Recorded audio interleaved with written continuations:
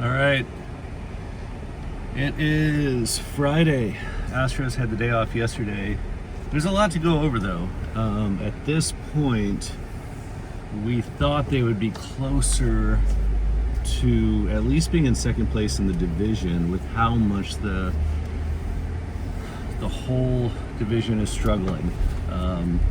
Mariners can't score runs, but you can't score runs on them. The Texas Rangers are trying to have the year off, but none of the other teams are pulling ahead to the extent that they couldn't just take the division pretty quickly.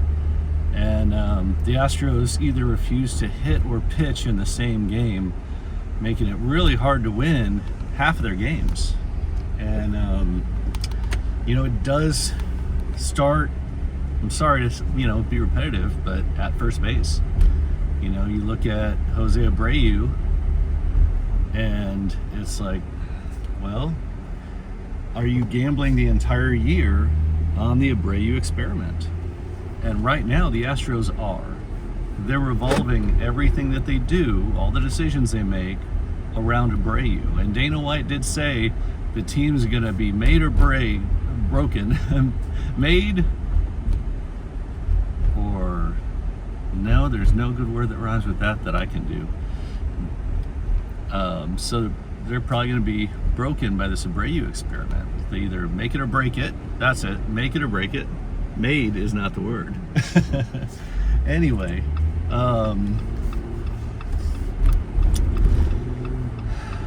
they're gambling their season on it. And I'm surprised to see that. I don't know if that's a Crane thing going through Dana Brown, where, like I said, he said the year was basically going to revolve around Abreu, and I don't know why you'd do that after what you saw from him last year.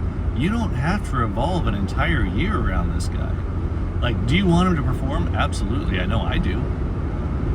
But why would you revolve your whole season around it? I mean, I don't even think that Bregman should get off the bench unless the Astros are up by 3+ runs for the first 2 months. Not now. Now he's warmed up. Now he's going. Did he strike out or pop up and cost us some important games? Yeah, more than most. He was batting 200 for like the first 2 months. And then he broke out of it, and everyone's like, yeah, can't wait to re-sign him. I'm like, really? He takes the first 2 months of baseball off. I'm kind of looking forward to him not being here. I definitely don't want to give him any kind of big contract. I mean, it would have to be such a team-friendly deal to keep Bregman. If he has any kind of value right now and the Astros are hovering around 500 at the All-Star break or at the trade deadline, dude, if you can get something for him, I say you go get it. Maybe do a package deal if anyone will take it and say, look, I'll give you Bregman for almost nothing, but you're taking Abreu too. I'm not kidding. Get all that money off your books. I mean, what are we talking about? They're almost $50 million between those two players. Get all that money off your books and go nuts. Get a bunch of these guys that are $7-8 million. Improve your lineup. Have some money tucked aside for Tucker, right? Start throwing some money at him. When Tucker hits a slump, and he will, everyone slumps, offer him like $28 million a year. Say, we'll give you 10 years for $28 million a year. Backload it. Right now, Tucker's the man. Tucker was good last year. He's good this year. And I've always said this. You look at the last 3 seasons of a player to decide what you are willing to pay him and what his value is to you in your club. It doesn't matter what the rest of the league will pay him. Let them pay him. There's tons of bad contracts out there. I'm going to look at your last 3 years, and we're going to decide how long and how much we want to pay you. And if you've been declining, I'm going to offer you more money for fewer years. If you've been solid for a long time, then you know what? I'll give you that long-term deal. I'll give you that 6 to 8 year contract. If you're in your mid-20s, we can talk about 10. But I got to look at your last 3 years, and Bregman's last 3 years haven't gotten better. They've gotten worse. He's not that old. Early 30s. I think he's a year or two younger than Altuve. Altuve gave us a pretty team-friendly deal, and he's the icon of the team. I like old Bregman. I don't not like Bregman now. I've loved what he's done for us in the last week, but I don't see giving him a ton of money, especially if he wants top dollar third base money. I want a top dollar or a top performing third baseman. He's been an all-star 1 or 2 years, not in the last 2 or 3 years. I'm not giving him that money. And you know what? If he has trade-in value right now, and you're hovering around 500, and half your pitching staff is hurt, you don't have to sell the farm, but you could gear up for next year, and you could gear up for a good Tucker contract. If you have Alvarez, Tucker, Altuve, and then Diaz and Pena, and you kind of build around them, awesome. I'll take that every day. I think Myers is serviceable. I think McCormick healthy is serviceable. Those are guys that you don't pay a whole lot of money to, but you welcome on the team. You bring up Lo Perfido along, maybe to play first base, maybe to cover another spot in the outfield next season. But it's not like if the Astros fold some expiring contracts or get rid of some players that are throwing them up over the salary cap this middle of this year, that it means they're just done for the next few years. You can keep those core players I mentioned and still have a good team. I'm guessing Verlander's going to be back next year.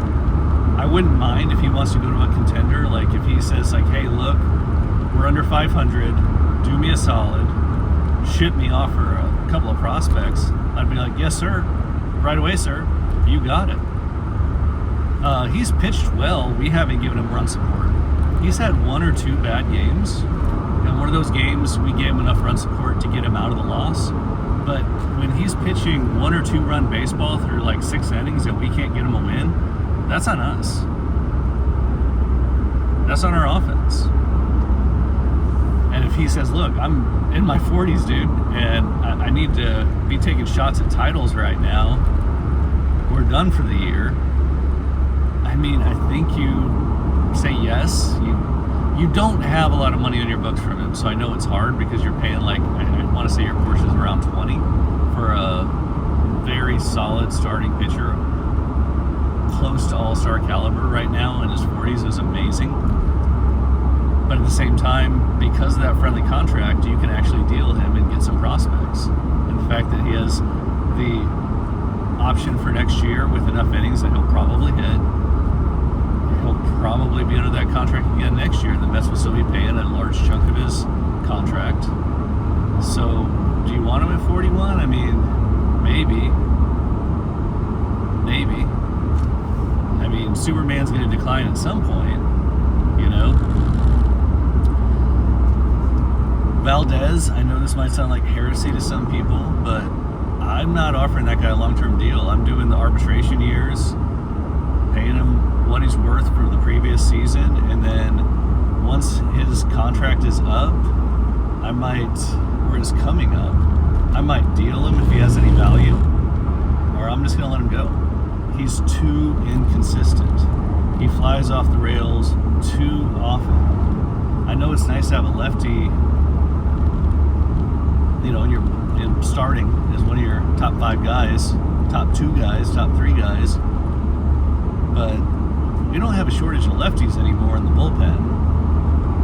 And if your starter's giving up, 5-6 runs in the first 3 innings, I don't need that starter. His ERA is high. His strikeout rate's low. He'll have 1 inning where he just goes off the rails and gives up 4 or 5 runs, and Espada doesn't want to go get him out when the writing's on the wall. I think all the fans are watching it like, dude, get him out of there. This is it. And we all just kind of look at him. And it's nuts, honestly. Anyway, I was waiting for that person to go out the signal. Sorry if you're listening to this and you didn't see that. I was waiting for that car to go. I do have the focus on my duck. I'm not looking at the camera. Don't worry. I should show you my face so that like you can see I'm just watching the road. But this gives you something else to look at besides my fireplace and a jersey and a hat. I guess I'm, who's that neighbor on Tool Time that Tim Allen was always talking to? Be like that guy. Anyway, second base, Altuve's locked in. Dubon can back up second base. Pena's locked in at shortstop. Dubon can back up shortstop. Dubon played third base. Dubon played first base. He's like Bugs Bunny, man. He can play all over the field and he can